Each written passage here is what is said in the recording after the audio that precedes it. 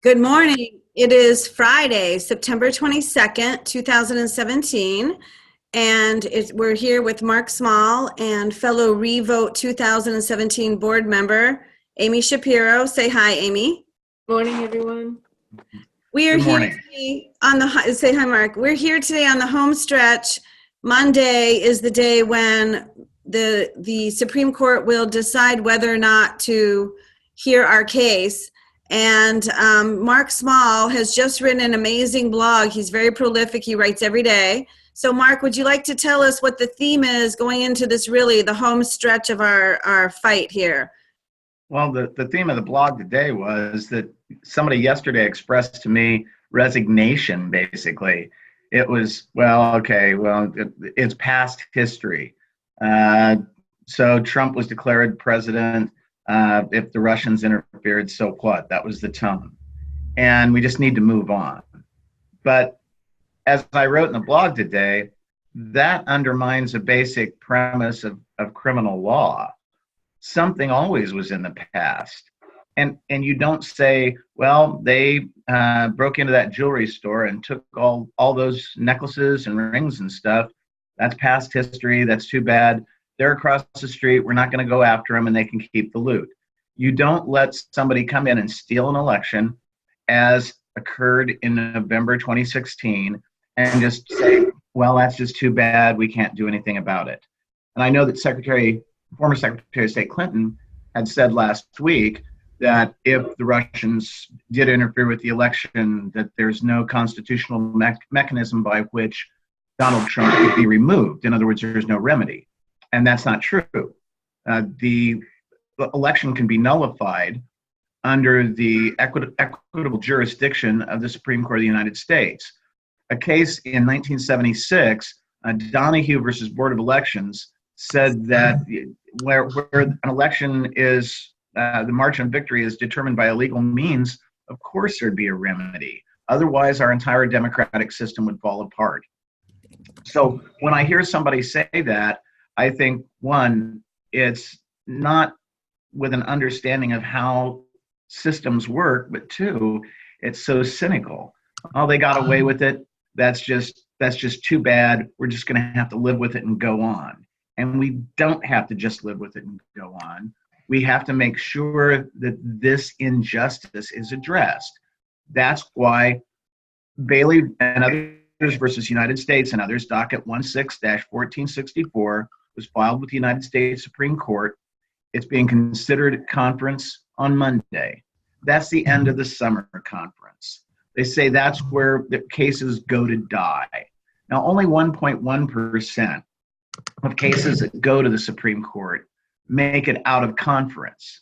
0.6%, in other words, half that number, make it out of the end of summer conference. So there are also a lot more cases at the end of summer conference. They've just kind of dumped everything from the prior term there. So it's not that it's hopeless, it's difficult. And it should be difficult to challenge something in such a way as to get to the Supreme Court. But people can do something about that, and they can do something by going to the revote2017.net website and seeing what they can do there. And some of the petitioners have been vocal about what has occurred and the injustices they feel that have occurred.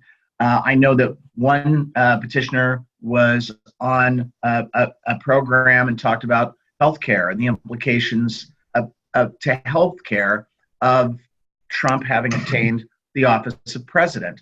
Another example is, and these are all stories that are hot and are in front of us every day.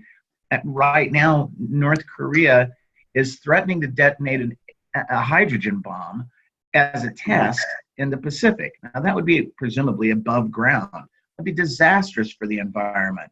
And the reason he did it, he was goaded by Donald Trump, who said that he'd level North Korea, a country of 20 or 25 million people. And so they're just kind of trying to one-up each other. That's not what you want as a leader in the world. But that's what Russia wants as a leader of the United States. So if people are concerned, and want this case just to be heard by the Supreme Court, they should go to the 2017 website and see what they can do there. But also, nobody's argued with me about it. I'd love to argue with somebody about it. I'll beat them. I'll whoop them. So back to the petition for a second. And the question of that was just, you said that there are rights in here. What exactly makes you feel confident that there is the possibility to have a special master and that the petition for the writ of mandamus is the right vehicle? Just talk a little bit about those particular mechanisms that evidently other people say aren't there, but you seem to have found. And just talk about how your case, I noticed you mentioned Madison, you mentioned different people in this petition. Talk about how it is or is not rooted in the Constitution itself, your legal argument. Okay, well, first of all, the rules. I cannot hear you.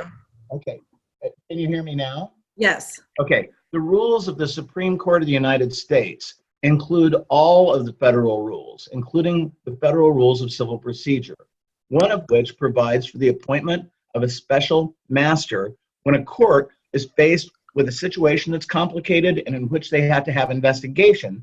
And so they can appoint a special master. Now, the reason that's important is even if Robert Mueller is very good in his investigation as special counsel, he's still part of the executive branch, subject to dismissal by at the orders of Trump. The Attorney General is the only one that can fire the special counsel, and the Attorney General has recused himself, so it'd be the Deputy Attorney General.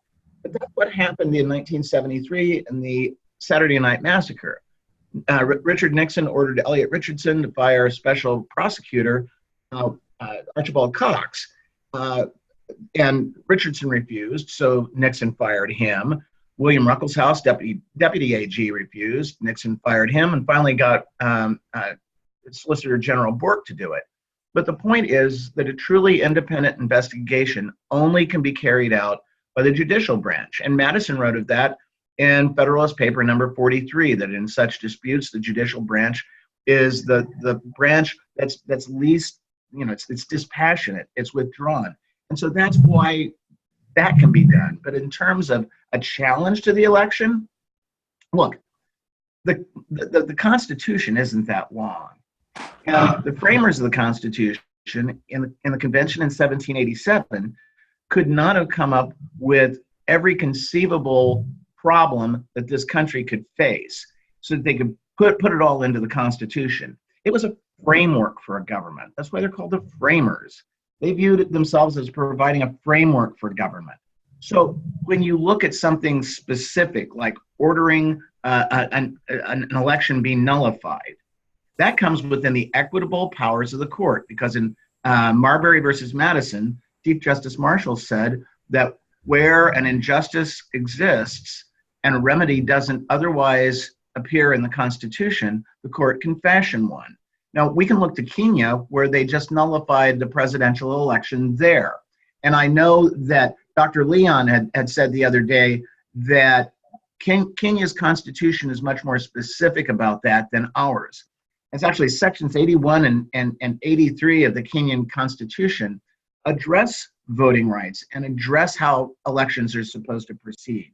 But in terms of the ability of the government to nullify an election, I don't see anything greater there in their constitution than what we have. And I don't see anything there spelled out as rights that hasn't been spelled out specifically in court cases by the Supreme Court in regards to the sanctity of our right to vote. So those are the places where we have the ability to nullify the election. And why people aren't saying this, I don't know. It's like the emperor, and I hate to say this for two reasons. The emperor has no clothes. One, Trump would like to be emperor. Two, I really don't want to picture him with it. So you just brought an interesting point. I'm just going to ask you to keep your mugshot there, Mark, while I'm going to have Amy wrap up everything. But I just wanted to say one more thing. Dr. Wilmer Leon is a shining exception. I wish he were the rule. But he has this amazing program, and he interviewed us last Saturday on his Inside the Issues on channel 126 on Sirius XM Radio. but he is on from 11 a.m. to 2 p.m. on Saturdays and other days throughout the week, where he has hard-hitting, real discussion and analysis of issues from multiple sides. And I just want to really give him a shout out and to thank him and a few brave journalists who are actually reporting the truth and asking the tough questions. And I want to thank you for being there, Mark, and continue to answer them. And finally, Amy, if you could just tell our listeners and our viewers, what is it that each of them can do over the next 3 days to give us the maximum chance that the justices will look at and therefore decide to hear our case? Well, several things, of course, as Mark has said, if people will go on revote2017.net, become educated about it, make a contribution toward the legal costs for our organization to support this effort. And also we have a brand new site with the, what is it called? Crowd Justice. You show on the screen here. And by the way, don't ignore the typo. It is United States, although this case can really unite our state. So there's a Freudian slip there. We have a typo that we can't reverse now. yeah, but we're on our way toward our first goal. We need $1,000 in the first 30 days in order to keep this site active. So any contribution people can help us with is greatly appreciated. And please tweet this link to this site out to everybody you know. So we're a third of the way to our goal, and we just launched the site yesterday with very little publicity. So I'm very optimistic that we're going to go from 1,000 to the next hurdle, because this case is extremely expensive in time, energy, and money, and we're just citizens. We're taking nothing for ourselves. I've gotten zero. How much have you received in reimbursement or anything else so far, Amy? Also zero. Yeah, so we're not doing this for any other reason, but we're fighting evil with the lead counsel for this case, Mark Small. Thank both of you so much for continuing to be there and have an awesome, oh, Amy, one more thing that you're talking about Twitter, what people can do on Twitter. Yeah, absolutely.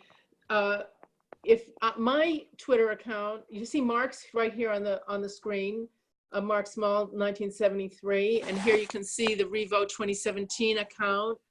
So please go on there, follow them, retweet messages that are significant, and especially finding ways to reach out to people who would like to help support this case.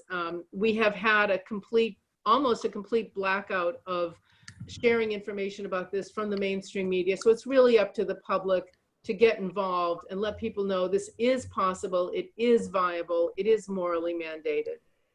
So thank both of you and have an awesome weekend. Me too. Thanks, Kirsten. Mark.